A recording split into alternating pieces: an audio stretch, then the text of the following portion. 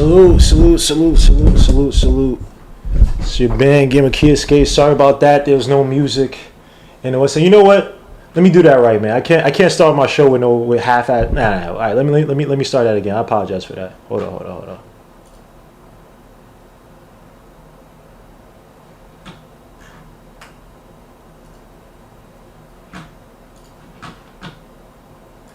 My computer's bugged out. Every time I keep playing the freaking intro, my volume goes off. Hold on, let me try this one more time.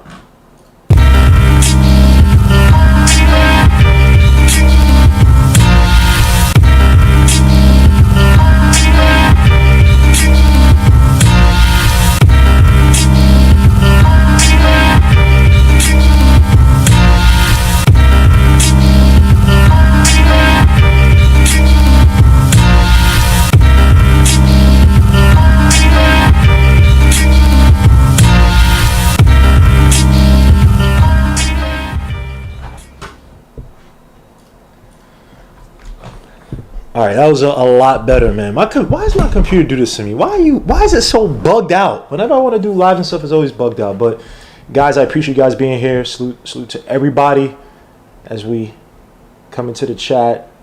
Salute to all my brothers for All Love of the Game podcast on their 100th episode. Please go subscribe to my brothers, man. They put in some stupid hard work, man. Please go subscribe to my guys. Hard Will, Project Nerd, as well as my guy, Worldwide L. Salute to those guys, man. Please go support these guys, man. Those are my guys, man. Let me see. Doing the StreamYard, bro. Yes, I am. I will send that out in a little bit. Kendall Rivera, salute. Cully, salute.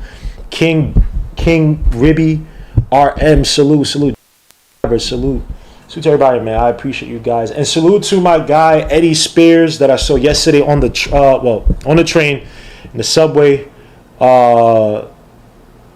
That was very interesting to see, some Knick fans out there who support the content creators out there. I appreciate you guys, man. Had a really good conversation with him, even though he had to go. But talk about the Knicks, talk about the trade, and it seems as everybody's on the same page with this Danny Ainge thing, man. I don't know if you guys heard what happened today with your man Donovan Mitchell. I know some people are sick of it, but it was look. Danny Ainge, this thing was supposed to be between the Knicks and the Utah Jazz. They were supposed to make that happen.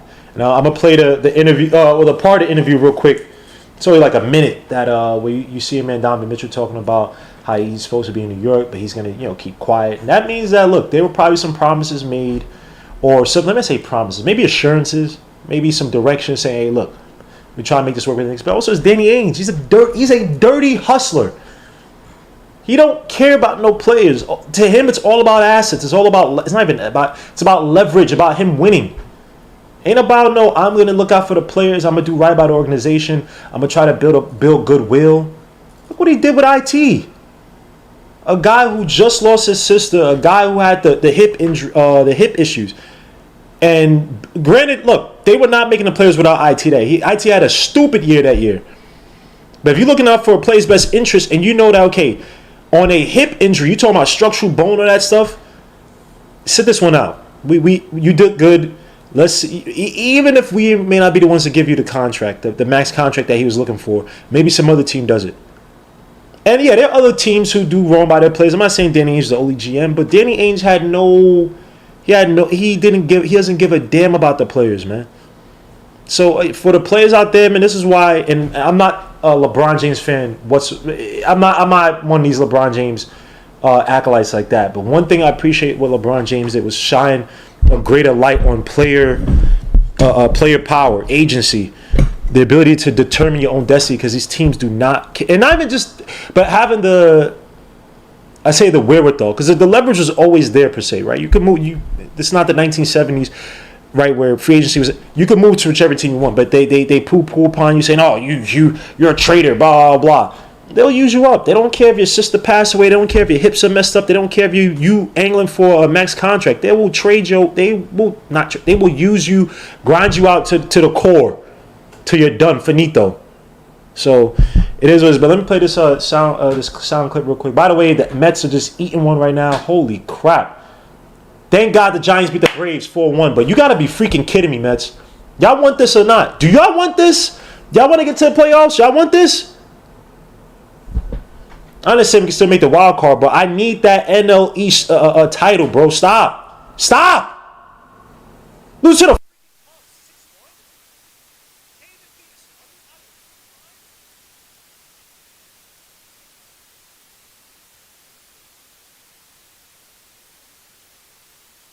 Obviously, the Knicks were a team that everybody thought was going to, I mean, the whole league. It wasn't even like a rumor. It was just sort of reality. The Knicks had all these picks. We knew the Jazz wanted picks.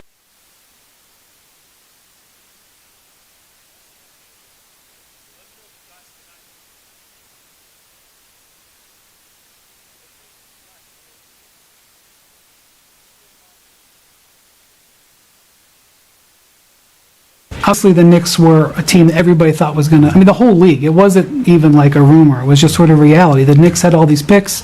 We knew the Jazz wanted picks. How close do you think you were, did you feel you were to being a New York Knick?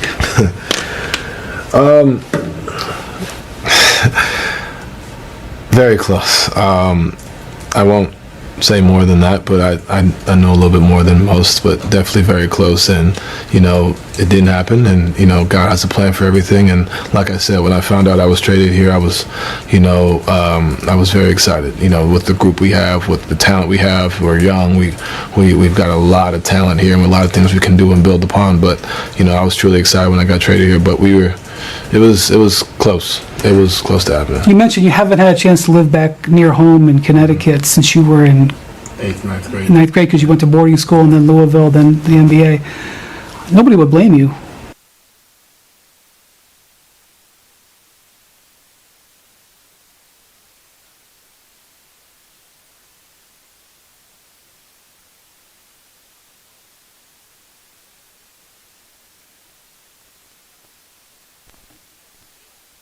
$25.6, is it?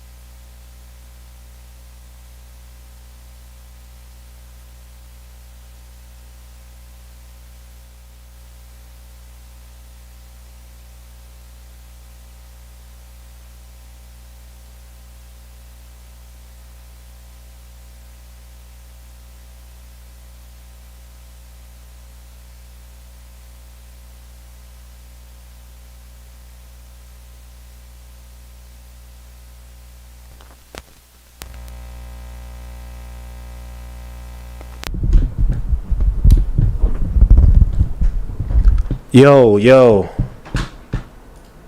All right.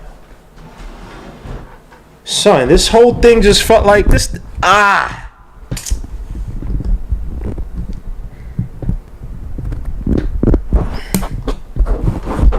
The whole mic thing just fell out. What the hell?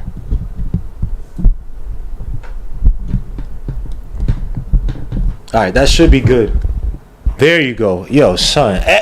Every time I want... Yo, this is wild, son. Videos of everything I had. Like, this thing never comes out. Why is it everything is picking, like, whenever I want to record a live or have... Like, come on, son. Anyway, let's just get to the damn questions, man, because I don't know what the next thing is going to happen. Everything's just falling apart. So anyway, so look, we have some questions to ask this Knicks team coming up for this training camp. Obviously, a new team, or new players, to this team. You got Isaiah Hartenstein, got Jalen Brunson, R.J. Barrett coming back from the great the mean streets of Utah trade land. You got Randle, obviously coming back from last year's terrible year, a regression from the year prior. But Randle ain't really built like that. But still a pivotal year in terms of trying to find himself in Julius Randle. Got guys like Derrick Rose returning, IQ, who's looking to have a bigger role in this team, despite Jalen Brunson probably being in his way, as well as Derrick Rose. You got Cam Reddish in a pivotal year. Guys been around trade scenarios since the trade deadline. This is a guy, again, who's trying to find his way in the league. Can he actually stick with a system? Can someone actually take a chance on Cam Reddish? A lot of questions to go with his game. Obviously, Evan Fournier is another guy who's been some trade scenarios, a guy that's been, according to Mark Berman, again, you take this with a grain of salt, where Mark Berman was saying that Tom Thibodeau is looking to kind of possibly move away from some veterans and give some time to the young kids, excuse me. We'll see about that. Mitchell Robinson, he's all over IG talking about, y'all forgot about me. No one forgot about you, Mitchell Robinson. We just don't expect you to do anything different from what you're doing, which is solid in what it is. But let's be honest. We ain't really thinking you're going to do anything different. Grimes also trying to make a name for himself, a guy that allegedly they try to make it seem as if the trade was held up because of Grimes. I don't think it was Grimes. I think Ainge was playing games. But he's a guy that now people are looking at to say, hey, all right, he's starting, right? Because he held up the trade, blah, blah, blah, right? He's a guy that needs to be starting. He needs to be getting some playing time. I think a lot of undue pressure is being put on Grimes, but I think that he's a guy who would be perfect in that starting line. We'll get to that in a little bit. Like I said, Isaiah Hartenstein. Who else? You just had your man Daquan Jeffries being signed. Was it to an Exhibit 10 contract today? Obviously, it's not going to matter, but just putting that news out there. So let's get to some of these questions, man. I was expecting some people to come into the video chat. Actually, let me let my man Motivational Speak come in the video chat. Motivational, I'm going to be taking you in and out as I get to some of these points. I'm going to ask you some questions. I was waiting for guys like Isaiah. Who's supposed to, you see how my man Isaiah does me, yo? It's crazy. It's wild, man. You know what I'm saying, man? Damn, Isaiah, you leave me hanging. I'm going to put the stream out if anybody wants to see. I see Spy sticking around for 1 or 2. I mean, he can also ask out. But again, you're talking about he probably expected to go. He probably expected, hey, Damian Ainge is going to do right by me. I did everything I could do for this organization. And this is what happened to me. This how y'all do me? Y'all know I want to go to New York. New York is not even a competitor to Utah Jazz. We're not in the same conference, nothing. Not the same coast. You could help me out, but let's get to some of these questions, though. Let's get to some of these questions. And please, guys, in the YouTube chat, the regular chat, please send as many comments, questions as you be as interactive as possible. As my bum, I don't want to curse. My bum A Mets just eating one right now. All right, let me see. Can I get to this damn slide? All right, so some of the questions I got. I had a bunch of questions, but I try to bog it down to just 5 of them. Right? How does Julius's role change with the Brunson arrival? You got to talk about offensive schemes, wrinkles. How does Tibbs establish the chemistry with RJ, JB, and JR? 3 men with something to prove. End of game situations. Who initiates the offense? Accountability. Tibbs or the players who takes charge? Locker room leadership. So some real quick. Julius Randle. Now, I put this in the video I made a few days ago that I put out. And please, if you haven't already, please go check out the 5 things I think the Knicks need to focus on after the Donovan Mitchell trade. You have to look at it like Julius Randle's role has to be it's not, I wouldn't say marginalized, but it has to be simplified to what he was running alongside Drew Holiday with the New Orleans Pelicans. I'm talking about a guy in Julius Randle who, again, was, I think, ranked in like that 92nd percentile in pick and rolls that year. A guy that with Drew Holiday, mind you, with AD missing 26 games. AD missing 26 games, the New Orleans Pelicans that 2017-18 year ranked 12th in offensive rating. And again, a very simplified offense. And when AD was there, you saw Julius Randle run some pick and roll with the big. And this is why Isaiah Hartenstein comes into play, because I think that we're going to get to that. When they get to training camp battles, we're going to get to that. But a guy in Julius Randle, again, simplify the offense. Now, again, Julius Randle has not had a proper point guard, a guy who's a plus scorer and playmaker since really Drew Holiday. Think about the awful point guards that had to play with. Elfrid Payton, who's just not a good point guard. Well, he can facilitate, but it's not even on a high level. He can't shoot, so you could just basically play back on him, which takes away a lot of potential playmaking. Take into account Alec Burks is not a point guard. He had to play with IQ, who was, again, a combo guard trying to find his way in his league. Derrick Rose probably his best point guard, but Derrick Rose, honestly, I think works best as a guy who could play kind of in a more of a spread offense, attack the basket, kick it out to shooters. Him and Randle, they didn't even run the pick and roll like that. Remember we were screening in the playoffs, begging Julius Randle and Rose to run the pick and roll when Rose was starting after, was it game 1, game 2?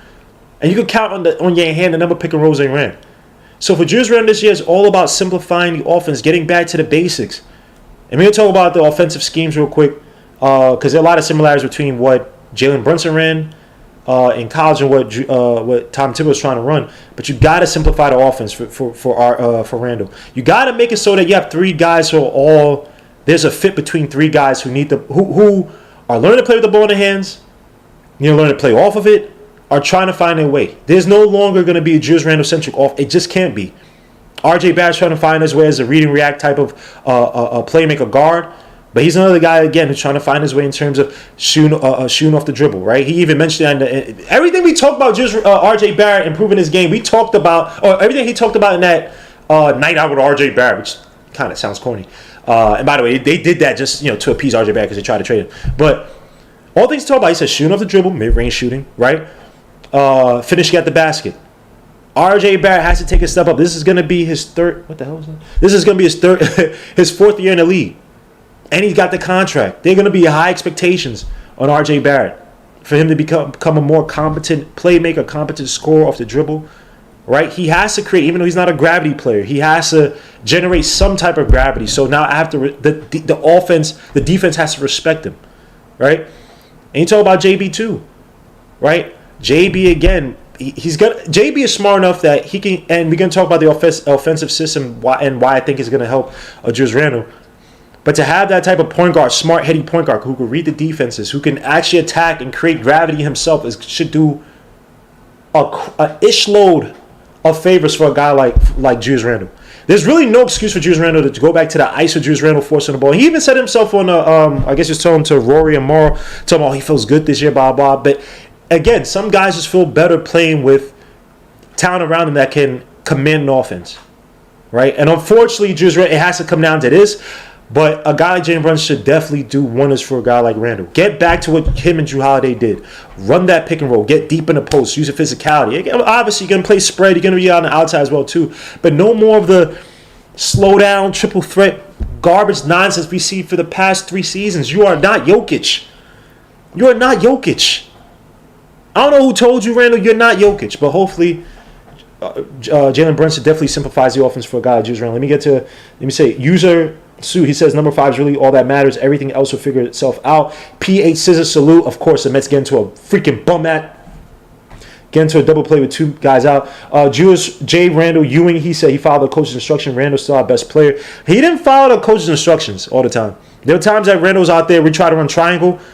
He just was not. It's just that Tom Thibodeau, I don't want to say he's scared because that sounds corny. I think that he puts way too much power in his generals to command the offense, and in some ways it's good, some ways it's bad. When you have some high IQ capable players, obviously it's great. If I had a whole bunch of Jimmy Butlers out there, if Tom Thibodeau had the Heat's infrastructure and team, where like you can't go to the owner and I guess supersede would be the right word. Like be over, I don't know. I guess supersede might be the right word. I don't know. I'm probably using it out of context. the coach, like I think Randle did last year, then yeah, it should work. But when you have a situation where you're paying a guy who's supposed to be a so-called star and your owner is feeding for a star, but you're trying to lead a bunch of players on the team, then you know what I mean? Then you have the situations like Randle missing 7 press conferences and doing whatever he wants because he feels entitled. And I hate that. I hate when players do that crap. I don't care how much you get paid, whatever. I hate when players do that crap. If the coach is that bad, let the owner deal and the GM, let them deal with the coach. But there's a hierarchy to everything. So, yes, he is our best player, but I don't know what the hell that means. Kerry Cox says the Mets are a wild card team. We playing like one right now. We're playing like one. Make excuse for the rest of the lack of talent and kill Randle. Now it's RJ's turn. Get money and get hated. Well, it's not, but let me say something real quick. People say get hated. When Randle was doing well, he was a god in New York. Even when Randle gave the finger up, they were cheering because he just scored. Let me say something about New York, man. We may be extreme and we can be delusional, but when you do good, we love you. Even if you're a bit player. I see people praise freaking Ron Baker. And he's done nothing for the Knicks. He got dunked on once by freaking Giannis. What else has Ron Baker done for the Knicks?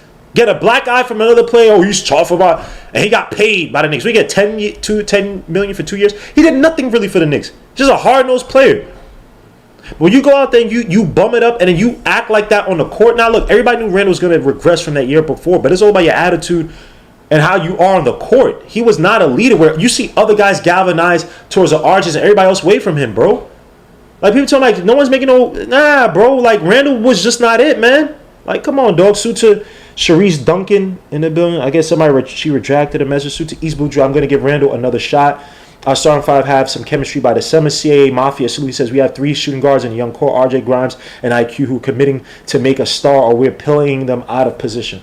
All right, so let's get to the next. So offensive schemes, wrinkles, and I want to do a video on this. I'm going to do a whole tape video on this. Again, I'm trying to do videos where it's like 5 to 10 minutes. I got to pump out more stuff. But now, obviously last year with Jalen Brunson, and the Mavericks, they play a lot of 5-out offense. They have Luka Doncic, who's a gravity player, so it makes it a lot easier. They have outside shooters. They had Reggie Bullock. They had Dorian Finney-Smith, Maxi Kleber, who they just signed to a contract. They had they signed Bertans to an extension. They got Maxi Kleber, a whole bunch of guys who could space on the outside. Right, their bigs was really Powell. They didn't really have bigs like that. But they're probably the best spread offense in the league in terms of run that 5-out offense. If you want to see, and I'm gonna do a whole video on this, but they basically run the best. They probably have the best 5-out offense in the league. And people, I've had my own concerns about how does Brunson fit in the Knicks offense, because we do run some 5-out, but we're nowhere. We don't have it like that. We don't have a big starter who can space out the floor like that until Isaiah Hartenstein. And even Mitchell Robinson, he's just such a limited player offensively in terms of trying to run a spread offense. He just can't do it. So we run a crap. But you know who did run a 4-out offense? You know who was in 2017-18 the best offense in the league, the 5th most efficient offense in college? Jay Wright, Villanova. There are a lot of similarities between what the Wildcats ran and what the Knicks ran last year. 4-out offense, 4-out, 1 in. Yes, a lot of that. A lot of why am I freaking? A lot of sets where you have the 2 slots, the 2 wings, and a big. Yes, a lot of where the Jay Wright motion offense. Go look it up. A lot of similarities between what we ran and what they ran. Right, so you had it where a lot of roll and replace. Right, you had Randle and Mitchell Robinson doing a lot of roll and replace. Where essentially you have the big like Mitchell come and set the screen up top. And as he rolled to the basket, Randle will pop out to the outside. That's why Randle had a lot of those ugly. He'd catch it from the top of the key, and then he'll hesitate to shoot the 3 and then try to attack it and get to the basket. We ran a lot of that stuff last year with the Knicks. Lots of ball screens. We love ball screens on the Knicks. I think we're either top 5, top 10 in terms of pick and roll possessions last year. I think we're one of the tops. I'm pretty sure we're top 5. I want to say. Let me see. And I left Suta Motivational Speaker. I left the StreamYard link if you want to join. But pick and roll ball handlers. I know we were teams NBA. I know we're one top. I think we were one of the top in possessions. So last year, the Knicks in terms of possessions, yeah, we were top. we were 4, 5, 6, 7. We were 7th in 21.5% of our possessions initiated via pick and roll. But in terms of, we were probably one of the worst. So 28, 27, 26, 25, 24, 23, 22, 21, 28, 19. Tied for at 0.86 points per possession. Again, we weren't one of the better ones because, again, who are our guards? Burks is a solid scoring guard, but in terms of pick and roll, he's not like this guy that you give him the ball, he'd be able to attack the same way Jalen Brunson could, right? And Randle popping off the screens instead of rolling to the freaking basket definitely hurts your pick and roll offense, right? We didn't run it enough for Kemba Walker, who needed that cover off the roll, that threat of him being able to pass to the big roll to the basket, creating a little bit more space. Just Randle, I don't blame anything on Randle, kind of hurt us. But again, these are things that are similar to what Jay Wright runs at Villanova, right? Like I said, heavy ball screens. We run a lot of roll and replace with Mitchell Robinson and Julius Randle. Heavy on the dribble drive offense. That's the name of our game. You can also run, you can also run a lot of read and react in the 4-out, 1-in off. That's basically what you do a lot of the time. If you have a smart, heady point guard, you're calling for screens, ball screens, whether you're deep or high in the post.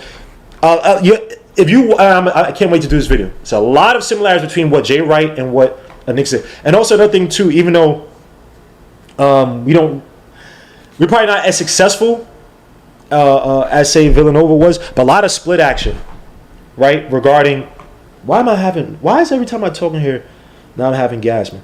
But anyway, a lot of split action where you have somebody in the post, Randall, whoever it may be, Isaiah Hartenstein would be fit perfectly, and you have a lot of action coming off either from the opposite wing or the guy who passes it on to the guy in the post. A lot of actions. Now, if you want to see a team who runs that like perfectly, go watch the Warriors, where you have like a dream, not even dream. It'll be another passer, somebody passing it to, give me a big, I'm gonna think Festus Azuli, Kevin Looney being a post, waiting for, or even Draymond, waiting for whether it be Steph Curry come up the screen from Draymond, or Draymond pass it to Looney and then cutting straight to the basket, acting as if he's going to set a screen for if it's Clay or Curry, and he's coming to the basket. Knicks run some of that, but we don't run it as effectively as the Warriors. Now, you could say RJ Barrett, especially 2 years ago, they were running a little bit more cut action for RJ Barrett. Very simplified stuff, especially when you're playing some of these zone looks, whatnot, but we don't run as good as, say, Villanova or the Warriors, right? But there are a lot of similarities between these two offenses. I think that a guy like Jalen Brunson, if you have a willing post-up player like Randle to get the ball out quickly, when he sees the movement, he sees an open guy, get the freaking ball out quickly. I think that it could definitely work. But Jalen Brunson does his wonders in his offense. That's why I think it's like the fit, I think it's perfect because, again, he's a high IQ player. He's played with Ryan A. for how many years at Villanova? At least 3, right? Because he was there his rookie year. He played with Josh Hart. He played with Mikal Bridges, Omari Spellman, who plays extremely well off the ball. He had freaking Dante DiVincenzo, who's a really good cutter on that team. You have freaking who am I missing? Who's your man? Josh Hart, Ryan A, Amari, Dante DiVincenzo, Mikal Bridges. I'm missing somebody else. Right, so there's gonna be a lot. There's a lot of things that we can do similarly, and also another thing too. Isaiah Hartenstein should eat in this offense, in that 4-out offense. So that 4-out motion offense, you're talking about guys moving around again. Guys like Grimes, like I said, position agnostic type of player. Isaiah Hartenstein, excellent from the pinch post, excellent from the low post. One of the better passing bigs in the league. There should be really no excuses as to why this offense, like, we should not be a bottom 10 offense. The fact that we have Jalen Brunson, you have these guys who go all fit, and we have all the pieces. It's all about how well they devote themselves to this offense. And that year too, Jalen Brunson. This is why I like Jalen Brunson for several years. I just didn't think we were gonna get him. But Jalen Brunson that year for college, 98th in points per possession, 98th in 98th percentile, in points per possession, 98th percentile in pick and roll ball handler. Shot 40.8% from 3, 46% from pull-ups, 48% from the catch and shoots that year in the Villanova offense, and he had an assist turnover ratio of 4.6 to 1.8 turnovers. Cable playmaker, smart score. Like, there's no excuse why this offense should be in the doldrums this year. So they should be able to fit, but it's all about, can these guys all sacrifice a part of their game to make everybody else better, right? And that's the whole point of the third question. The third question, right? Everybody in this, the three main stars of this team have something to prove. Jalen Brunson, RJ Barrett, Julius Randle. Jalen Brunson's trying to prove that he could be a lead point guard, right? He's playing on teams. This might sound crazy relative to system coach situation conferences, whatever you want to call it, right? This might be the least talented team in terms of within a successful structure that he's played on, right? You talking about college, you talking about Jay Wright, who even the year or 2 years before, I believe they had the number two offense, number 2 in points 2 years ago, his rookie year, I believe. We had like Josh Hart, instead of Ryan A. His last year in college, number one in points, 5th in field goal percentage. Last year the Mavericks, one of the best offenses in the league, the best 5-out offense in the league, and they actually had a better defense than us as well too. And you got Luka Doncic, gravity play. I could dump it up to Luka. He'd give me 30 points in a given night. He'd give me 30 points and a half to help carry us if everybody's struggling. With Jalen Brunson just could play as a secondary playmaker. Now he's playing. There's a lot of uncertainty with his team, right? He has something to prove to be as a lead point guard. RJ Barrett. Let me get to Julius Randle. Julius Randle has to prove that, in his mind, he might be trying to prove that 2020, 2021 wasn't a fluke. And we all know that it was a fluke. But he has to let that go, man. It's like him smoking crack. The first high you get from crack, and I've never smoked crack before, but the first high you get from crack, you're never going to get that same high again. Julius Randle cannot chase the high. Sounds terrible. He cannot chase the crack high he had 2 years ago, bro. Let it go.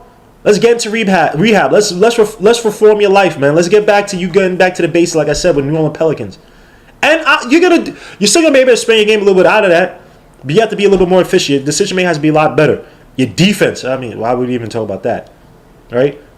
But he has something to prove, and he has to get that out of his head. He has to sacrifice his game to make guys around him better. Forget about 2020, 2021. There's nothing to prove. A lot of good, decent players have fluke years. Let that go. Do you want to win, or do you want stats and get blown out in the first round? And then with RJ Barrett, hey, man, you my son. You always going to be my son. But RJ Barrett, man, people RJ Barrett's trying to prove to the Knicks they made a mistake trying to trade son. Then he's trying to also prove to the rest of the league that the Knicks are even stupid for considering me, because he might not be here. He might not be here. RJ Barrett may not be here in the near future. Talking about a guy in RJ Barrett who they could find a replacement for him in the draft. You got guys like Cam Whitmore, Dariq Whitehead. You got two guards like your man Matthew Cleveland, who might be an underrated pickup in the draft. This Knicks team is looking to get started. People telling you about the Knicks need direction. No, the Knicks got a direction. Just because they failed in getting the start doesn't mean they don't have a direction. Just like Stannis Baratheon in freaking Game of Thrones, just because he lost the battle at freaking not Westeros, at King's Landing, doesn't mean he didn't want to take over the throne again. He sacrificed his daughter. He's crazy. But the Knicks want stars, bro. So RJ Barrett, you got to show up or they're going to ship you out, man. And he has to prove that he has value. And I think that his best thing is proving that he has value. It's not about scoring 24, 25 points a game. Because I know Monica McNutt said, oh, he's averaged 20 points and he's only been blah, blah, blah. But when you name the other players that she tried to compare him to, those guys are stars. She didn't mention their efficiencies. She ain't slick. You didn't mention his efficiencies. RJ Barrett has become a better finisher, a better decision maker in the paint. RJ Barrett, again, he gets to the paint. They say he's one of the best to get in the paint. But he takes those shots. A lot of the shots he takes in the paint are bad contested shots. Of course, you could be the leader and get into the paint. But are you taking quality shots to make them? It's all about decision making. Your mid-range shot, bro. Do you have something where you're in the midst of, okay, the defender's playing, he's playing off, he's giving you space, or the big man, they switch, and he's playing drop back on you. You got to hit the mid-range shot. It got to be, okay, you know what? I was going to attack the basket.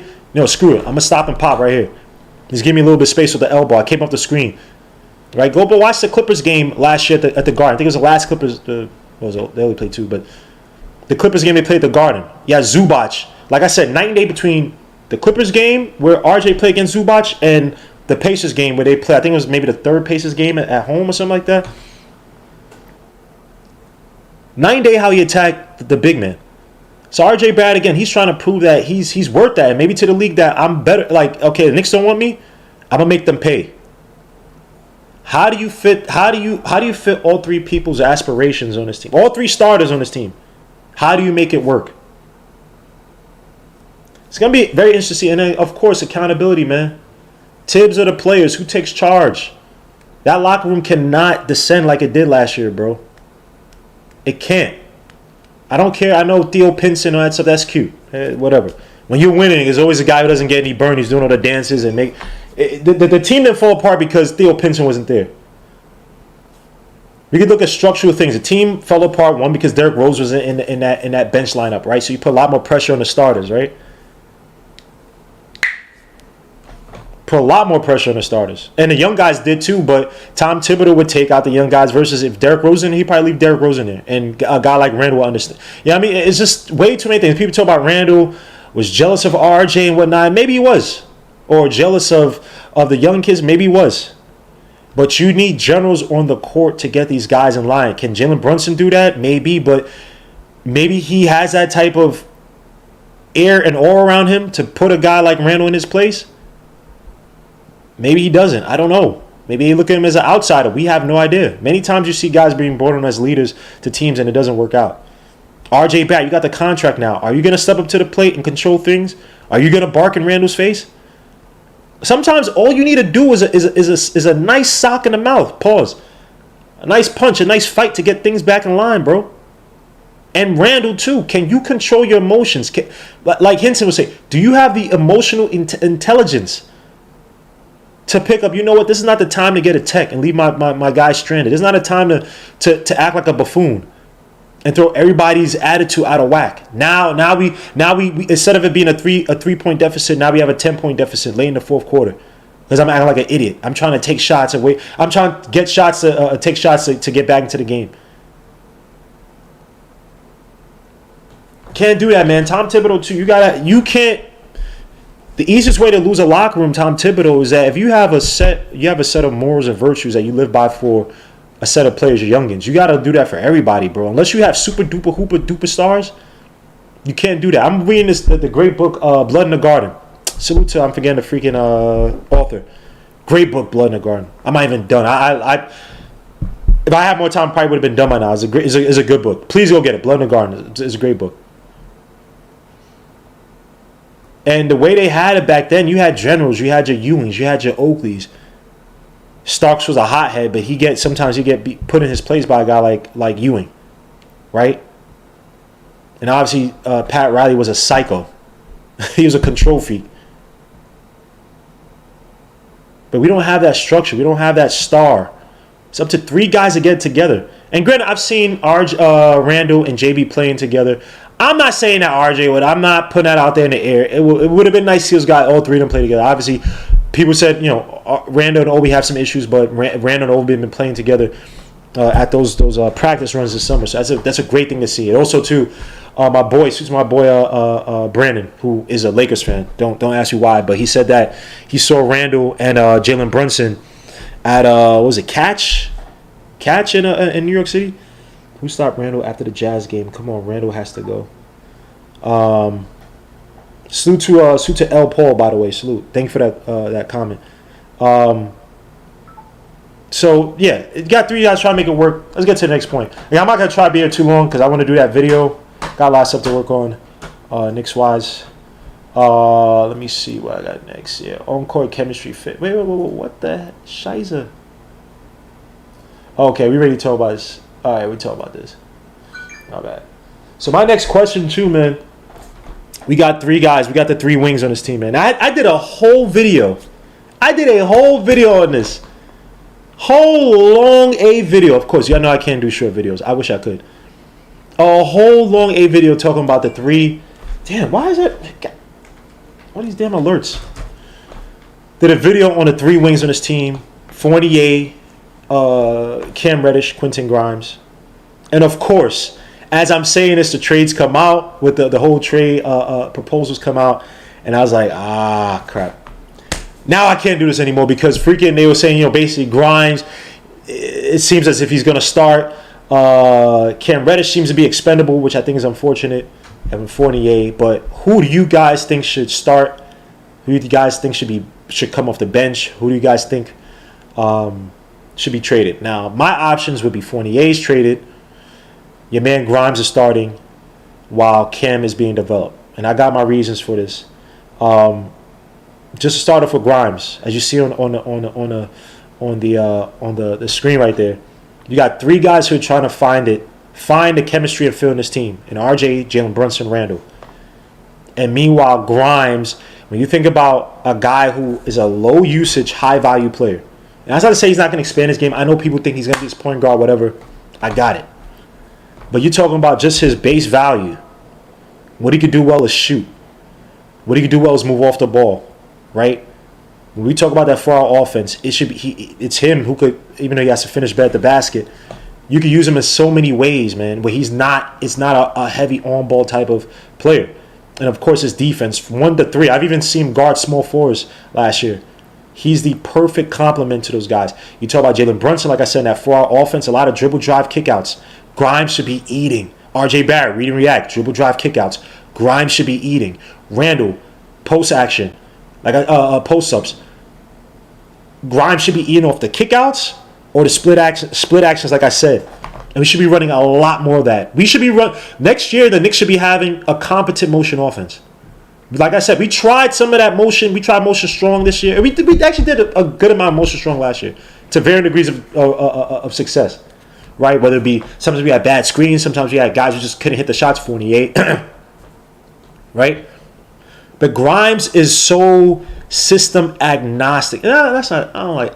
I say system fluid. And he fits perfectly, and he could be a great defensive cover for RJ, who is a good defender, but last year and the year before when he got hurt with the ankle, many times he's out there on gas. Then obviously the little ankle injuries and knee injuries and stuff like that, he needs a competent defender out there, night and night out. And even all the negatives that I put regarding Grimes, those are things I don't really need him to do out there. Playmake, I don't need him to do in the starting lineup. Right? Sorry. Let me see. Limited one-on-one ability. I don't need him to take his guy one-on-one. I already have enough guys on this team who are going to be taking the guys 1v1. I don't need him to do that. Right? He's not the greatest. Now, one thing I want him to improve, he has to improve his shooting off the dribble. Like, everybody talks about how great of a shooter he is. He's a good catch and shoot shooter. And he's a rhythm guy, too, as well, too. Even though I don't think he's as streaky as Fournier. But he's a rhythm guy, too. Because even coming from college, he was never... he was a good, not great, unguarded catch and shoot player, scorer. So I need, when he's by himself, I just need him to be consistent from the outside. I don't need him to I don't need him to shoot freaking 45% from 3. I don't need him to try to save us in games and give me 28 points. I just need him to be a competent outside shooter. When I give him the ball, that more times out of not, he can hit that outside shot. Because there's going to be a lot of dribble drive action. And we talk about, people keep complaining about this damn offense. I can't run I can't run an expansive offense if I don't have the horses to do so. So that's why I think Grimes would be perfect in that starting lineup. I don't need to see Fournier now. Let me get to just Fournier real quick. Look, Fournier has 9-10 years in his league. We know what he is. Is Fournier still going to rise up? No. The 2-man history with Randle, even though I put it as a positive just because of some familiarity, those 2-man looks should have been going to RJ Barrett. RJ Barrett and Randle should have been running that 2-man game. Pick and roll constantly. Split actions constantly. Pistol sets, which you have seen them do with RJ and Randle at times. Handoffs for RJ Barrett and Randle at that wing. Constantly. But it was going to Fournier. And Fournier ain't a playmaker like that. Fournier can't attack the basket like that. I'm not saying Randle's this great attacker to the basket, but Fournier ain't that. Excuse my brother C-Mac. Yes, please go join the Discord. I'll be doing a lot more stuff on the Discord. Again, y'all know, but salute to my brother C-Mac, man. I appreciate that, my guy. Manson Duchamp, salute. What am I learning from Fournier now? Grant, I think what's going to happen, if it is true that Tom Thibodeau's trying to trade off some of the vets or take away some of the time from the veterans to give some of the younger guys playing time, I think they might do the whole Evan Fournier thing playing for the 20 games or whatnot, and blase, kind of showcase him. But again, even then, he's not hurt. I don't need to play him crazy minutes. He averaged 29 minutes last year, I believe. Way too much for his value. Way too much for a streaky shooter. Way too much for a poor defender. And yes, we said 11 best defensive rating last year. But again, think of how much cover. Think how much we had to sacrifice in that defense or commit to that defense, especially with our front court players playing the help, because Evan Fournier's man just blew right past him. How much of tagging the roller and really tagging, basically just get in front of the damn freaking the rolling big, because maybe Mitchell Robinson had to come help out a little bit more, or Sims did a really good job. He wasn't even hedging. He was like doubling guys, trapping them out way out on the island. But think about that. Whoever the perimeter defender was had to come and tag the roller, because the big who was supposed to be on that roller had to help out Evan Fournier a little bit more, because Evan Fournier just couldn't get off the screen and sucks on defense. Evan Fournier, to me, is just, we know what he is. I'm not trying to diss him. I have no problems with that. I don't have any personal problems with anybody. I don't know. It's just that what's the added benefit? There's no ceiling to him. Now, the guy like Cam Reddish. Now, we sit here and we talk. Let me ask this question. Let me put this in the chat so y'all can all vote on this. I'm going to ask this question real quick. Please answer this. Is Cam Reddish... let me see. Oh, crap. I was just typing this. Look at my man cooking with Chef Zay. I asked him to come on the show. He comes on. He's mad. He's like, I don't even know, son. Is Cam Reddish ceiling as high as a refined Andrew Wiggins? Answer that question for me. Oh, no, don't add an option. Just ask the community. Hold up, guys. All right. Answer that question for me. When you look at a Cam Reddish, not to say he's as good right now, he's not. I just want people to have in mind, is Cam Reddish as good as a refined Andrew Wiggins? Yes, Cam Reddish's contract is coming up, but Cam Reddish not being developed in Atlanta. A guy really didn't have a role really in Atlanta. Even when McMillan came, I know he had the nice playoff run, 2020, 2021. But he's never really truly had a role with any team. What Lloyd Pierce was doing to him was effed up. But again, people look at, he doesn't have the effort, he doesn't have the consistency, blah, blah, blah. That's all people remember. Duke, he was made to be an outside shooter. Let me tell you something. Cam Reddish, in 3.5 out of 4 years he's been in both the NBA and college, he's only had half a year. Sorry, 3.5, he's been a poor catch and shoot scorer. Poor catch and shoot shooter. Except for 1.5 a year with the Atlanta Hawks last year before he got traded to the Knicks. And of course, he has to become a competent outside shooter. You need to do that in the Tom Thibodeau offense. But he's kind of been, in many ways, misdeveloped in the NBA. That Lloyd Pierce team, they were trying to be like the Golden State Warriors. They were drafting to be similar to the Golden State Warriors. Have your Steph Curry and Trae Young and have a whole bunch of shoes around him. It's funny because Nate McMillan got something, a semblance of that, but not even close to the Warriors. Just a spread, high pick and roll spread offense. So when I look at Cam Reddish, again, natural slashing ability. On this team, we don't have anybody who gets to the basket probably as good as Cam Reddish. Not against Jalen Brunson now. But before Jalen Brunson, who on this team can create? Who's on this team a possible gravity scorer in that mode? A natural scorer to the basket, slash to the basket. And yes, he wasn't a good shooter off the dribble. But again, a lot of his game was just unrefined cocaine, uncut cocaine. Actually, no, because uncut cocaine, I guess people will love it. That's not a good analogy. And little kids don't listen to me. Don't do drugs. But Cam Reddish, when you look at his game, can he create separation off the dribble? Yes. 1v1 scoring? Yes. Natural slashing ability? Yes. Shot 90% from the free throw line last year, 84% for his career.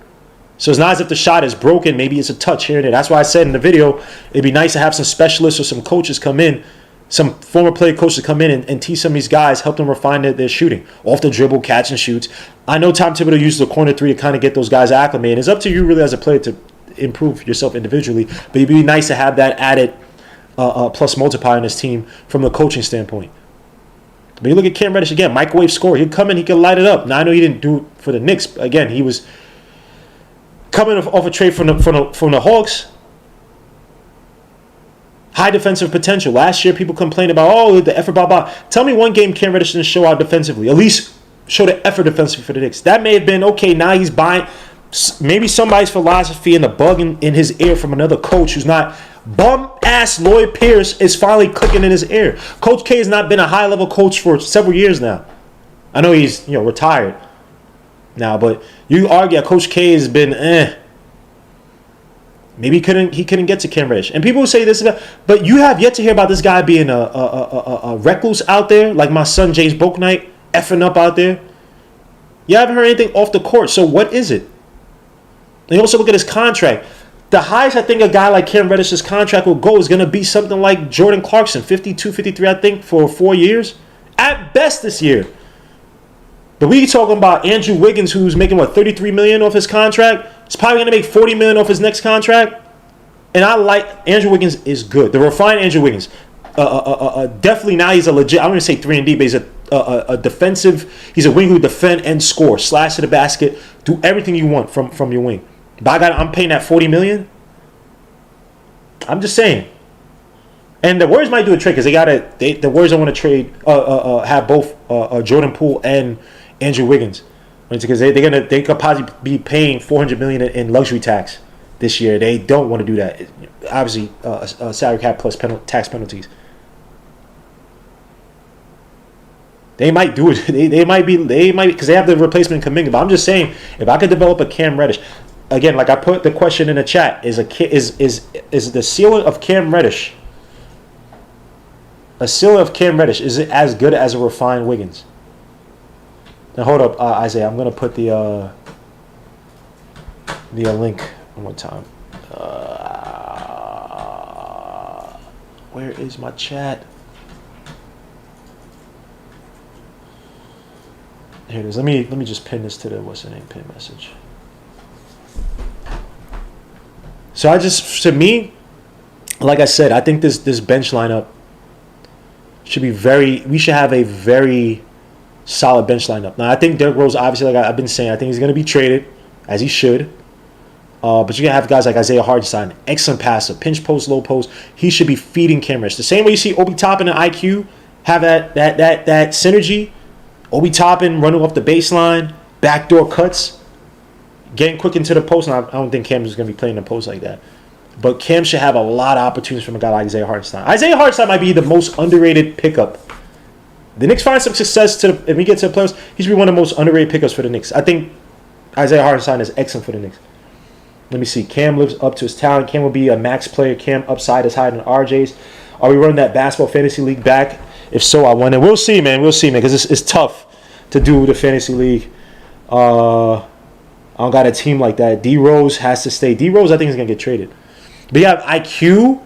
Now, people, I know your man Darcy was like, IQ. Cam Reddish was missing IQ. He wouldn't find him. I think that IQ, again, as him trying to develop into this playmaker, a competent playmaker, a facilitator, a guy could get to everybody. I think sometimes I think it's a little bit overblown. Unless maybe there's some issue. But I don't think IQ is that petty that he wouldn't pass Cam Reddish the ball.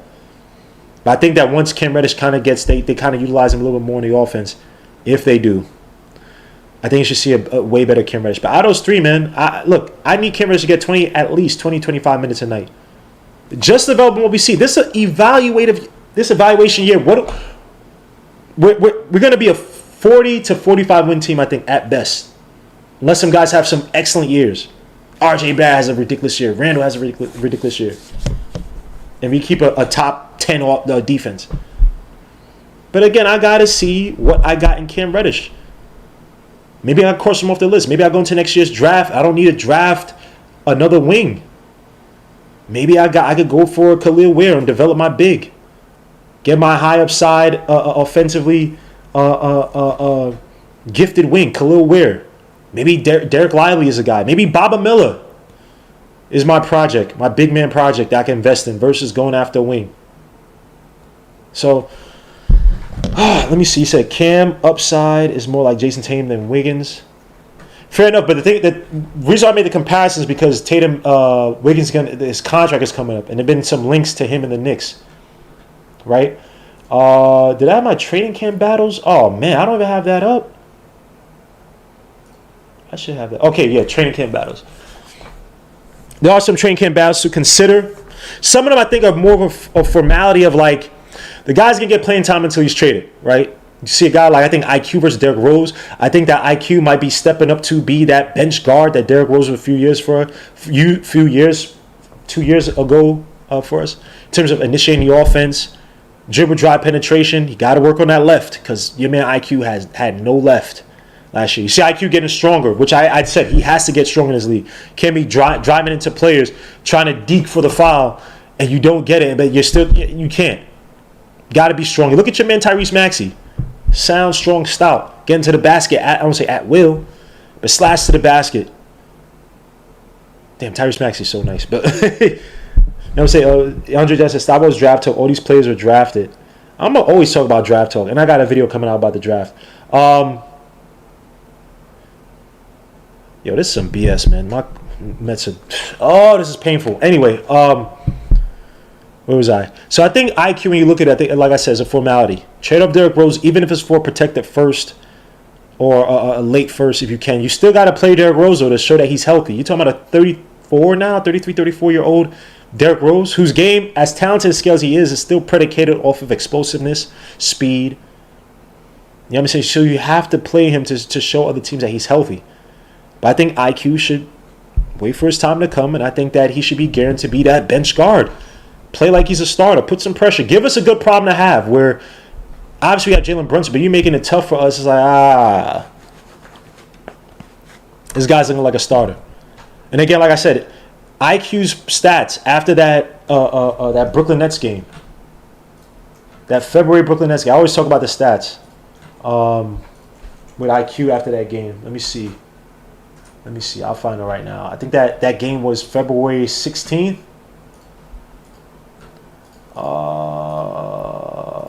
February, say 15th. February 15th, Emmanuel quickly.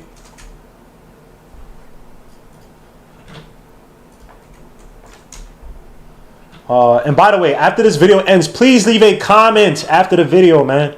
Yeah, guys, I love you guys for putting the comments on my tape videos. Please also put them on these videos as well too. It helps the algorithms, man. It helps the algorithms big time. But yeah, Mayor quickly. Before that Nets game, he was averaging.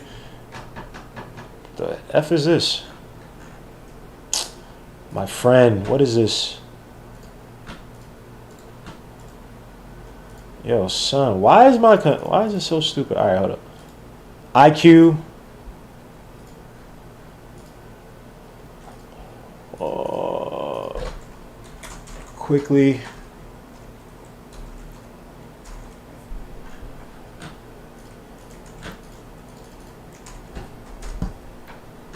Quickly. Yo, my Mets suck. Oh my gosh. Hate this team, son. This team just teases me, man.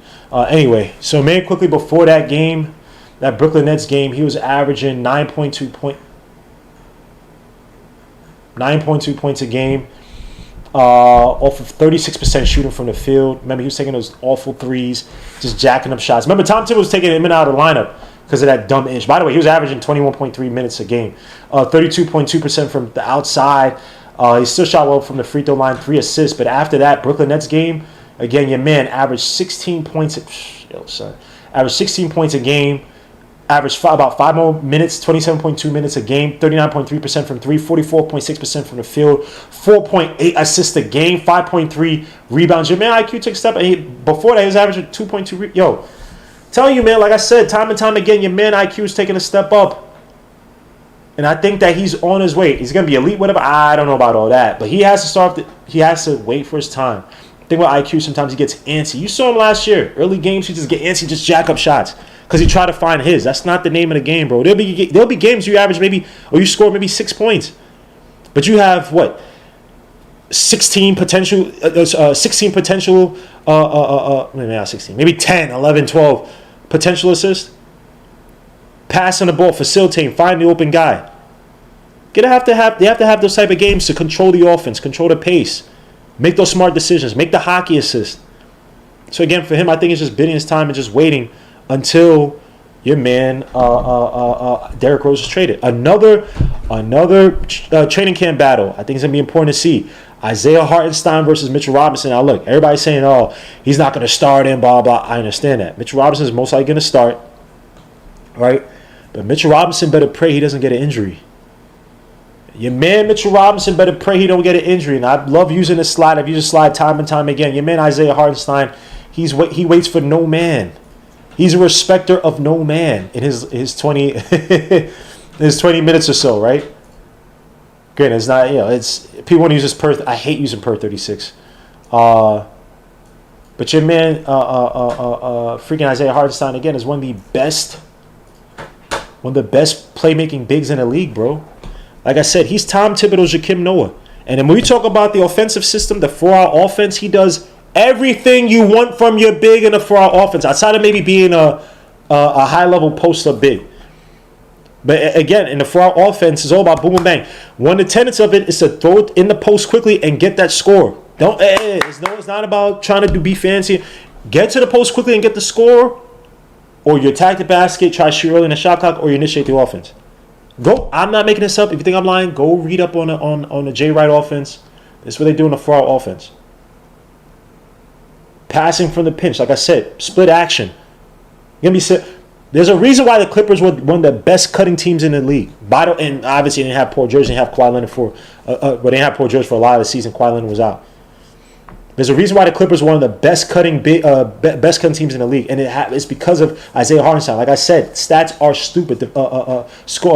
Passing wise, one of the best passing bigs in the league, and look at a guy like Mitchell Robinson. He handcuffs us a lot in the offense because he can't create, because he can't pass, because I can't dump it to him in a post. So every time you see Mitchell Robinson, you know exactly what he wants to do, which is screen for somebody and roll to the basket.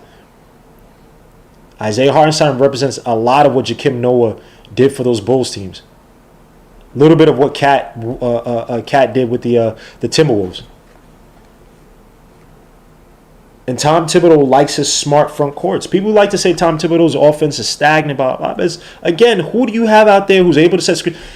In his limited minutes last year, or limited minutes compared to guys like Randle, I think Isaiah Hartenstein had 2.7, 2.4 screen assists a game. And Mitchell Robinson was like slightly just above that for a guy that played, 28 minutes last year? And Mitchell Robinson, 27, 28? I'm telling you, man, y'all better pray your man Mitchell Robinson does not get hurt, because Isaiah Hartenstein might take it over, because he does way too many good things that Tom Thibodeau wants his offense. And that bench unit with Obi Toppin, your man IQ, Cam Reddish, hopefully. Oh, my gosh. All the off-ball movement, the outside shooting, the pace.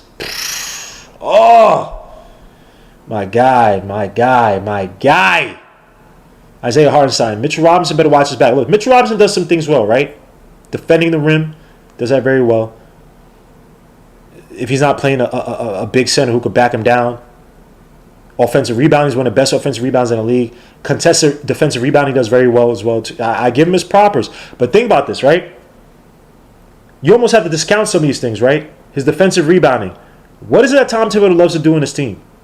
On both ends of the floor, like I said, control the boards, control the paint. That helper defense, one passive way defense. The core tenet of it is to protect the paint. Let them shoot the outside shot at worst. But we're protecting the paint. 2 years in a row, we've had 2 years ago we had the number 1 rim defense. Last year with the number 5 rim defense. Mitchell Robinson playing 2 years ago was known as well. So Tom Thibodeau is going to find his big, whoever it may be. Not saying Mitch Robinson doesn't have his benefits. He's going to find whichever big he needs to make them effective in helping defend the paint, and as a whole team defend the paint. So I can scratch that out. Tell me something that Mitchell Robinson does better than Isaiah Hartenstein, like minute for minute in that offense defense.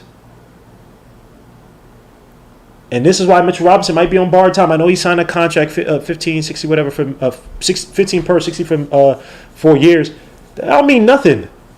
This team is trying to make moves, man. It's a tradable contract. Every team needs a rim running big. The only thing holding back Isaiah Hartenstein is his foul trouble. That's the only thing that's holding him back. And if you read about what other teams have been saying, other fans, other analysts, it's just like, oh, we like him. We don't know why he's not here or why they trade him. We would love to keep him. So, Mitch Robinson better watch out. D. Cool salute my guy. K. Turner salute my guy. Andre Johnson. Hartenstein is a Knick now. So why does Mitch have to look out? Did he take over the Clippers when their players went down? Robinson's more physical than him. Stop, please. Robinson's more physical than him. I don't know about all that. Well, I'm saying watch out because Hartenstein's come off the bench. You can do a lot more with Hartenstein than can Mitchell Robinson. I'm not even Andre. I'm not talking issue about the Knicks plays. I'm just saying possible camp battles. Again, if Mitchell Robinson goes down with an injury and the Knicks are playing better and he's actually, you could run some more spread offenses because of him. I could play Randle off the ball because of him. I could space out the floor better because of him. I can get easier passes. When we talk about gravity plays, Jalen Brunson he doesn't have a Luka Doncic gravity player on his team. You can't have the ball in Jalen Brunson's hands 24/7. If I could play him off the ball effectively with a Hartenstein, if I could play RJ off the ball effectively with a Hartenstein, RJ Barrett, a guy that we talk about needs to be used off the ball way more than he has in previous years. Play him backdoor screens, baseline cut. RJ Barrett should be moving around, cutting through the paint. Like I said, split actions in the forward offense. If I could run that with Hartenstein, and the offense is no longer a bottom 10 offense, that's going to be a lot of pressure on Mitchell Robinson, my guy. I could have him running big. They spent $30 million to have Noel as a backup here last year. I'm just saying, bro. I know people may think I'm hating or whatever, but I honestly, God, I'm not. Trust me. I don't know who I'd be hating on. Andre, no lies were told. Says Connie Cochran. Salute to Connie Cochran. Hartenstein played well when Zubac went down. Yes.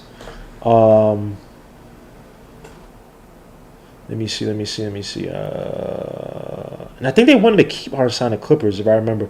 Coach got him out of being in foul trouble. Says Jay Money. Suits my guy Jay Money. We talk about ISO. Yet the best of them we talk about from Mitch is that this. That's very true. Thank you, Justin L. Come on, Jay Money. Suits Justin L for saying that. Great point. One thing we got from Mitch Robinson, even though I would say Justin L, you have to give some of that credit to DeAndre Jordan. Because when DeAndre Jordan came into Robinson's game, in many ways, even though his scoring it wasn't crazy like that, but a lot of his foul trouble, he was able to stay on the court a little bit longer. A lot of things that we don't look at got better. His footwork, keeping his feet on the freaking ground, got a lot better with DeAndre Jordan. So I gotta give DeAndre Jordan his credit as well too. But yes, Tom Thibodeau definitely and the team, whoever got Mitch Robinson to be a smarter defender. Also, I think in a bad in a good way also too is that those injuries, when they pile up and you're not as explosive anymore, you have to hone in those instincts and be smarter. So I think in many ways that also helped him out as well too. Cully says Hartenstein solid, man. We signed him. I was cool with it. He's a solid big. Is it enough to compete in the East? That's a different story. True. But Isaiah Hartenstein, man, I think that when we talk about the offense and what we can do in this system, it's going to be night and day when you look at him and Mitchell Robinson. That's what I'm going to say, man. When we talk about Cam Reddish, Adam Fournier, Quentin Grimes, a battle. Obi Toppin, Randle, look. Randle is who he is. Y'all may not like Randle. P may not like Randle. Obi Toppin ain't no damn Randle.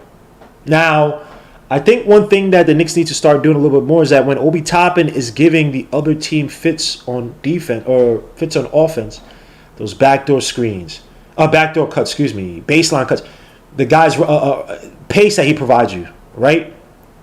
You have to leave him in there. I've seen teams, they brought back in their starters early because Obi Toppin, we just had no answer for them. What was the game we had, even though it was early in the game? Was it the Spurs game? Well, you had Obi Toppin just running to the basket and just settling underneath. And it was Obi just, IQ just kept getting the ball down low. I think it was the Spurs game. I think they took out, they had, who's your man from Alabama? Josh Primo. They had Josh Primo trying to defend him. I think he got into like foul trouble when they took him out. It was beautiful to see that, right? But look, Obi Toppin, he still has to prove that he's a competent outside shooter. There have been times now he's tweaked this jump shooting form, which helps out. But there have been many times I've seen Obi Toppin just struggle, just shoot the ball off the back, like the backboard. It was just god awful. Not like in terms of attacking the basket, that little fake handoff that he does to attack, driving from his left. But his dribbles have to become a lot tighter, right? I think for Tom Thibodeau to trust him with the ball in his hands. Post-up play, he has one move. He's not a power player, which is unfortunate. But even in then, he should have picked up some moves from your man, Taj Gibson. That little post-up move where he comes back into the inside, into the paint for a little fadeaway shot.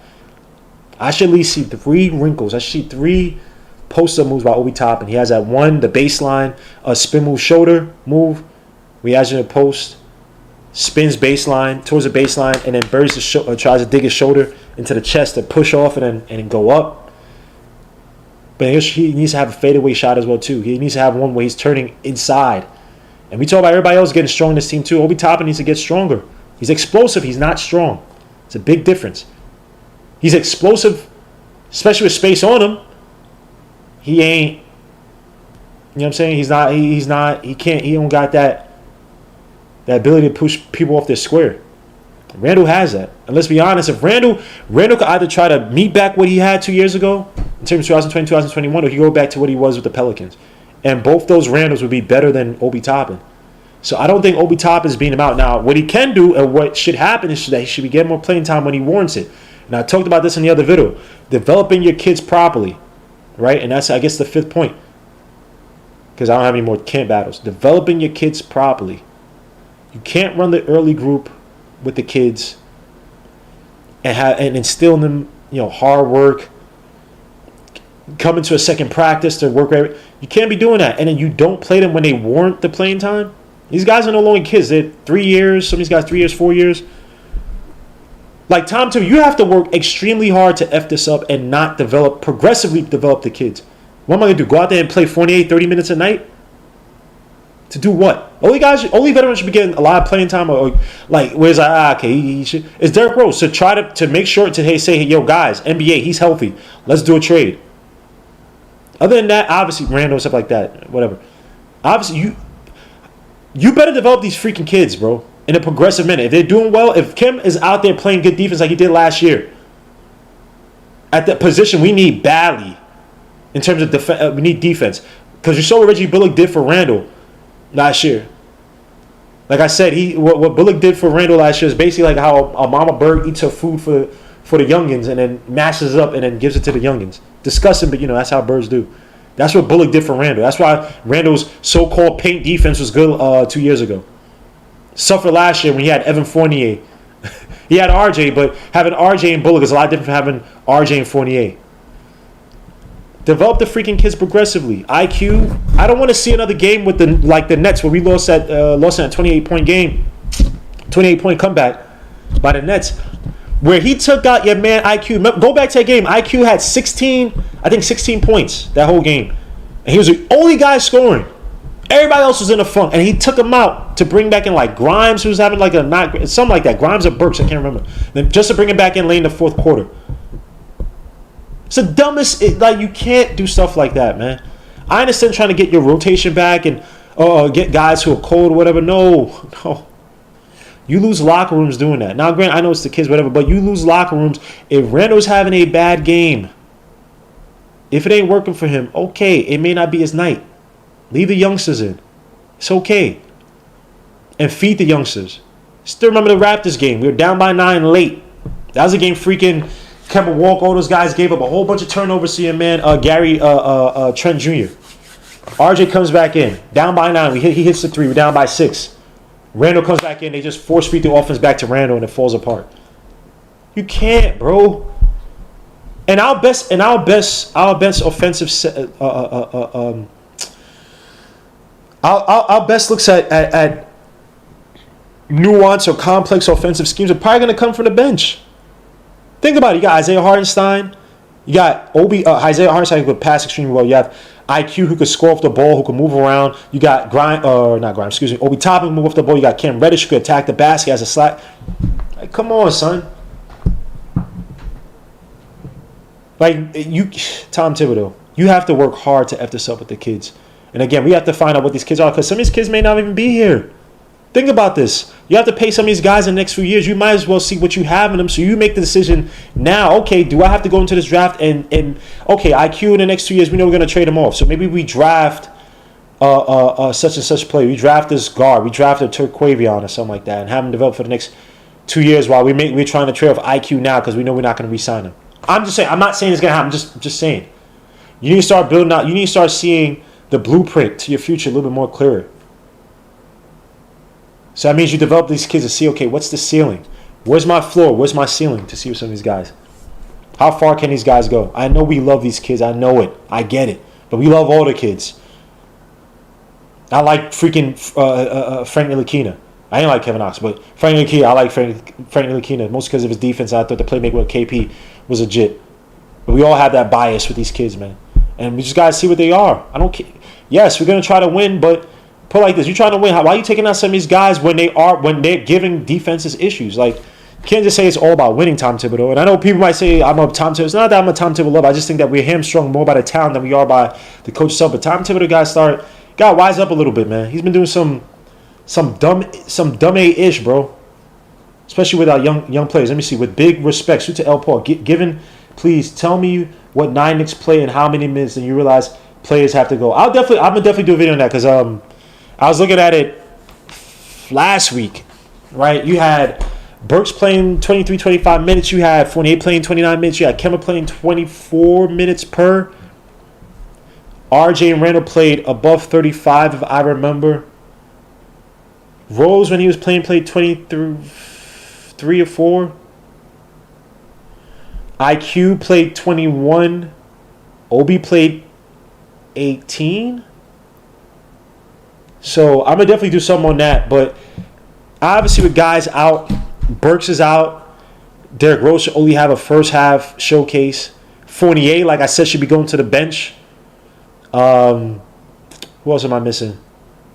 Who else has got traded? Kemba Walker's going to obviously, first half. Obviously, those numbers kind of shifted over to Burks a little bit more. Yeah, we'll talk about that. Maybe next episode, but I was definitely looking at the minutes like last week or a few days. I can't remember. Last week? I can't remember. And I was like, I should do something on this just to see, okay, how the minutes dispersion is going to work. How's Tom Thibodeau typically allocate minutes? I was looking at some of his benches from like from the Wolves when they had guys like Shabazz Muhammad that Tom Thibodeau's first year there. Shabazz Muhammad's numbers, if I remember, dropped the year prior. I think the year prior he averaged like 17 or something like that. He was actually doing it. I think Tom Thibodeau kind of cut his miss, but yeah, that's a really good thing to talk about. But we're talking about the 9 guys who be playing.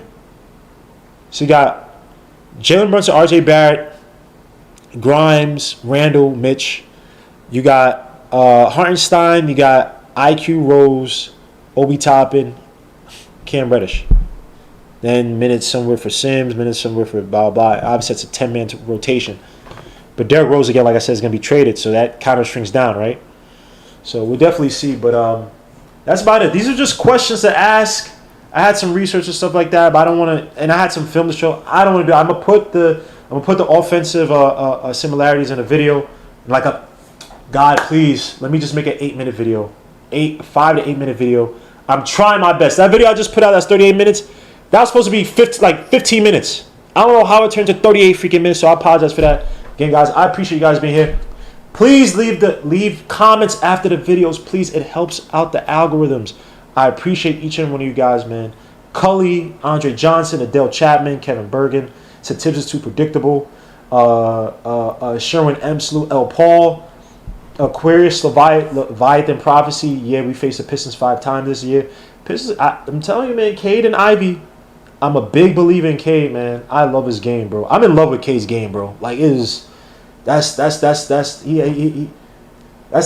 Pause. That sounds kind of weird, but I love his game. I think he's a star in the next 1 or 2 years. That's just.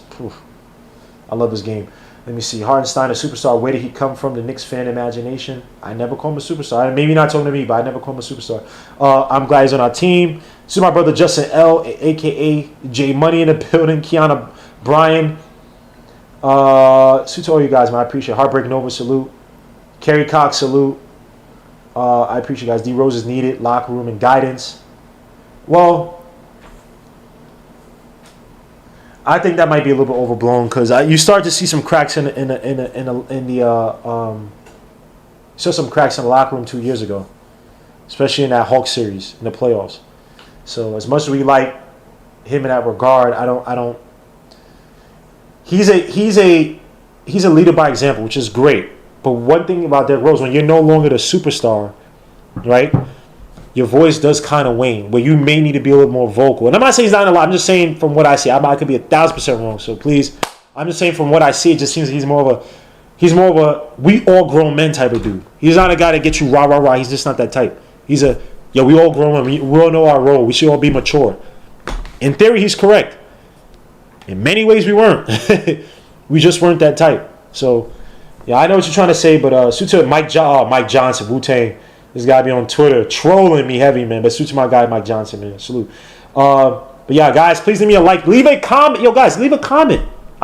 You don't have to compliment me. You don't have to say good video, good job. Leave me a question. Say, Gmo, yo, I disagree with you on this. Or Gmo, you got this thing wrong.